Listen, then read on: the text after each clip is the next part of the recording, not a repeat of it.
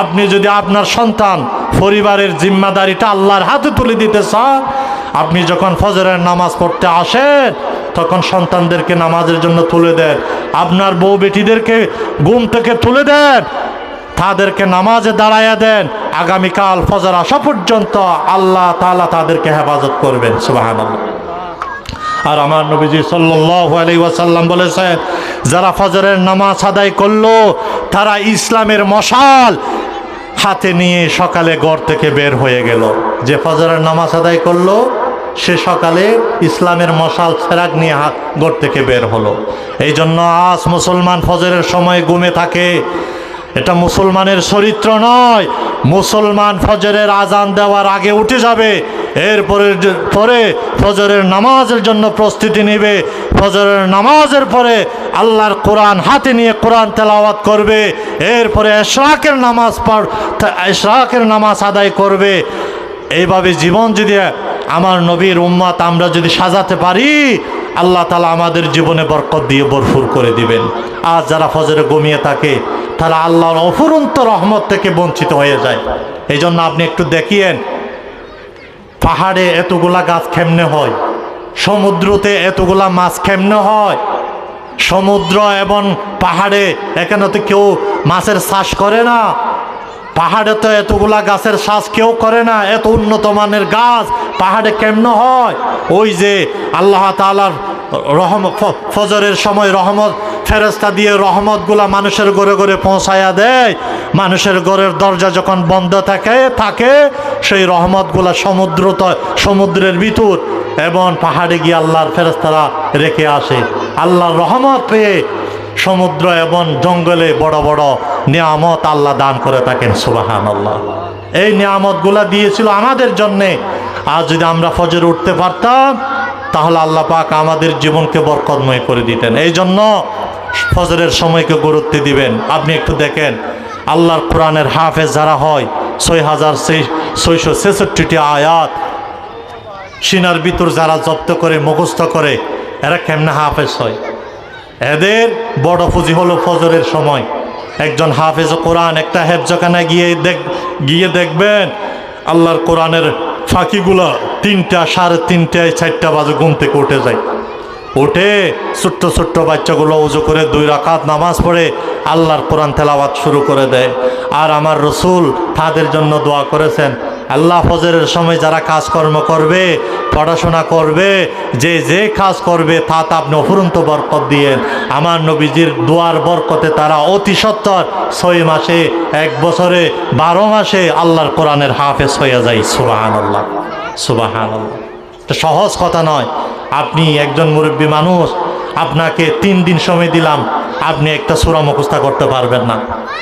কিন্তু একজন হাফেজ কোরআন হাফেজ হয় কেমনে, তার জীবন দেখলে আপনি অবাক হয়ে যাবেন, কারণ তারা আমার নবীর দোয়া হাসিল করে।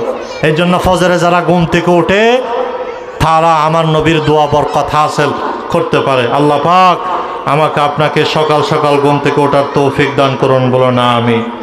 এরপরে আরেকটা আমল, তাওয়াক্কুল করবেন।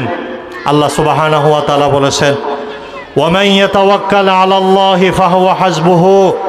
যারা আল্লাহর উপর তাওয়াক্কুল করে, আল্লাহর উপর ভরসা করে, আল্লাহ পাক তার জীবনে বরকত দান করেন। তাওয়াক্কুলের 2টা অর্থ হতে পারে, আল্লাহর উপর ভরসা করা। তাওয়াক্কুলের আরেকটা অর্থ হতে পারে আল্লাহকে অভিভাবক বানিয়ে নেওয়া। তাওয়াক্কুল করা মানে আপনি আল্লাহকে অভিভাবক বানিয়ে নিলেন। আল্লাহ, যে ব্যক্তি তার জীবনে আল্লাহকে অভিভাবক বানিয়ে নিবে, সে যতই বড় বিপদে পড়ুক আল্লাহ তাআলা তাকে বিপদ থেকে উদ্ধার করে নেবেন। এই জন্য আমাদের অভিভাবক হলেন আল্লাহ। ওয়ামান ইয়াতাওয়াক্কাল আলাল্লাহি ফাহুয়া হাসবুহু। যারা আল্লাহকে অভিভাবক বানিয়ে নিবে আল্লাহ সুবহানাহু ওয়া তাআলা তার জন্য যথেষ্ট হয়ে যায়। সুবহানাল্লাহ।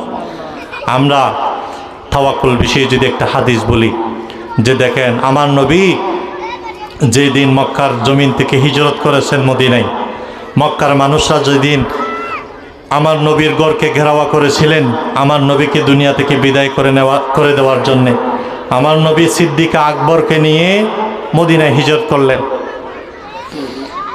রাত যখন গনিয়ে সারাদিন হাঁটলেন, রাত যখন গনিয়ে এসেছে, একটা পাহাড়ে গারো সুর অবস্থান করলেন। ছয় কাফেররা আমার নবী এবং সিদ্দিক আকবরকে তালাশ করতে লাগলেন, ফাইলে সাথে সাথে দুজনকে শেষ করে ফেলবে। আমার নবী সাল্লাল্লাহু আলাইহি ওয়াসাল্লামকে নিয়ে সিদ্দিক আকবর গারো সুর অবস্থান করতেছিলেন, একটা গর্তের ভিতর অবস্থান করতেছিলেন। সিদ্দিক আকবর বলছেন, ইয়া রাসূলুল্লাহ, যে আমি অনুভব করতেছি, আমি দেখতেছি আমাদের মাথার উপর কাফেররা হাঁটতেছে।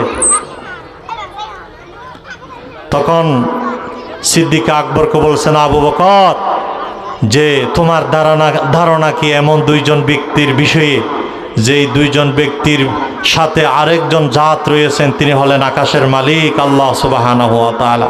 অর্থাৎ আমার নবী বললেন, আবু বকর, আমরা দুইজন নয়, আমাদের সাথে আকাশের মালিক আছে। আমরা যেই দিন ঘর থেকে বের হয়েছি সেই দিন তো আমরা আমার রব আল্লাহকে অভিভাবক বানিয়ে নিয়েছি। আমাদেরকে কাফেররা আঘাত করতে পারবে না। অভিভাবকটা তিনি, যিনি তার অধীনস্থদের জন্য কল্যাণ চায় না। আমি রসুল আমার রবকে অভিভাবক বানিয়ে নিয়েছি, অতএব কাফেরদের হাত দিয়ে আল্লাহ আমাদেরকে বেইজ্জত করাবে না। কাফেররা ওদিকে ঘুরিয়ে গাড়িয়ে সেখান থেকে চলে গেলেন। কিন্তু কাফেররা যদি ফায়ের দিকে তাকাইতো, তাহলে আমার নবী এবং সিদ্দিক আকবরকে দেখে ফেলতেন।